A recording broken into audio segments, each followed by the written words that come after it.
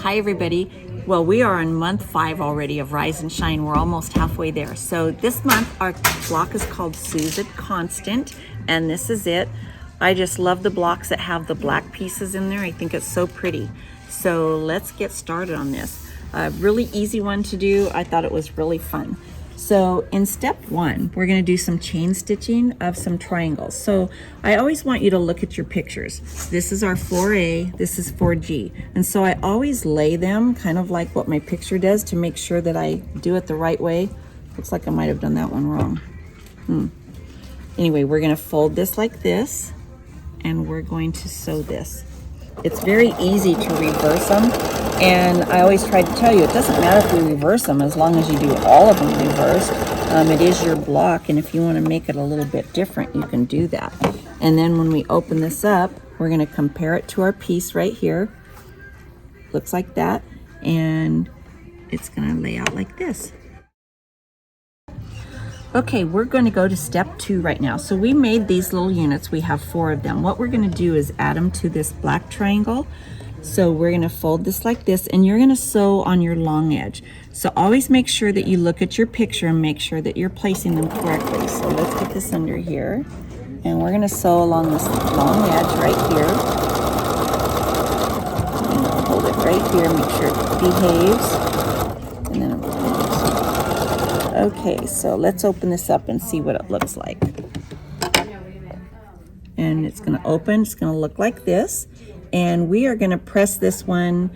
I think I pressed it towards the big triangle. It's just easier because you don't have this bulk of a seam right there. You're going to make 4 of these units. Okay, so we're going to move on to step 3. And what we're going to end up making is this pinwheel. And this is it right here. Very, very pretty. So what we're going to do is sew 2 of the units that we just made, and I always like to lay them so that I make sure I have them right. But because this is black in the center right here, I want to make sure that these meet really well. So I'm going to put my pin through right about where my 1/4 inch seam should be. I make sure on the other side that I have it there, and I'm going to put it through on this one. And then what I'm going to do is I'm going to put 2 more pins the opposite ways like this, just like I do when I have a point. And I want that to stay right there so that I have it married really pretty. So let's put this in the machine and see what she does. Okay, and I need to line this up really nice. My stiletto is going to help with that. Okay, and then we're going to open this up. We're going to make 2 of these units like this, and then we're going to put the 2 units together to make a block. So let's open this up. So you see how pretty those 2 pieces meet? Even though they're not quite even here, that's not going to matter. That's going to be in my seam. So we're going to make 2 of these, and then what's going to happen is this one, I have a second one here, is going to go here, and we're going to fold it. And so again, we're going to pin it just like I just did, and all of our pins are going to go in there to make sure that this is a really pretty thing. So that is your center block. Okay, so we're going to go on to step 4. We're going to do some chain stitching here, and we're going to make 2 different colors of triangles. So we have our A fabric, and we also have our E fabric and our H fabric. So we're going to make 4 units with AH and 4 units with AE. And they're the same idea that we've been doing. You're just going to lay the pieces together and sew along the long edge. So what I want to show you is I iron one of the pieces towards the colored piece and one of the other ones towards the dots. And so it doesn't matter which one you do which way, but all 4 of these would go that way, all 4 of these would go that way, so that when we sew them together, they will marry. Okay, moving right along, we're going to go to step 5. So I have a sample to show you. So when we put these together, we are going to make sure that the colored pieces are together, and that's the seam we're going to sew. I did this one incorrectly, obviously, because I put the dots together, but when it's laying like this, you don't know which side to sew. I accidentally did that instead of sewing this. So I just want you to be sure that when you sew these together, that you sew down the long edge of your colored pieces. And what we're going to do is, because I married these like this, and you're going to sew along this edge. You can pin this right here if you want, but with married seams you don't really have to. And if you look at this, when you open it up, you have a really nice point there, and then this seam I did press open.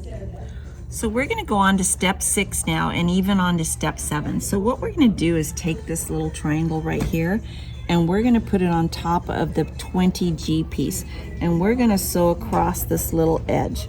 So I'm going to line this up like that, and we're going to go ahead and sew this in. I'll get it under my machine here.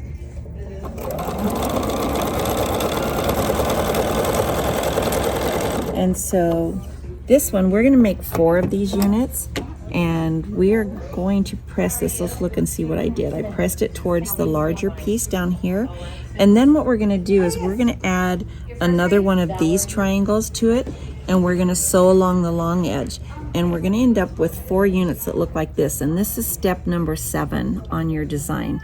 And on this one, I also press the seam towards the larger triangle right here. So again, make 4 of these units.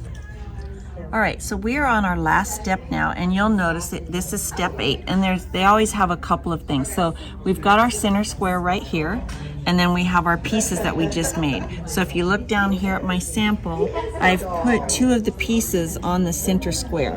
And remember, we have the triangle of the colors. So not the dots in between here like I made on the wrong one. So we're gonna have this. You're also gonna have 2 units like this with the little square that we just made. And those are gonna sew on the 2 remaining units like this. And so I want you to notice the layout of the colors. All of the dots are gonna be to the outside of your square. Okay, so now we're gonna sew the 2 units like this to the remaining piece like this, but I wanna show you, I do a lot of pinning on this piece, so I'm gonna turn it over because this side has more of the pieces that have the points. So I'm gonna go through where my seams are right there. I always look to the other side, and this one doesn't have a point, so I'm just gonna kind of guesstimate where my 1/4 inch would be. It's gonna be right about there. Again, I'm gonna leave my pin sticking straight through, and I'm gonna take 2 pins and angle them down like that, and I'm going to pin them like this. Then I'm going to take this pin out because I can see where those seams meet. Now I have another one right here.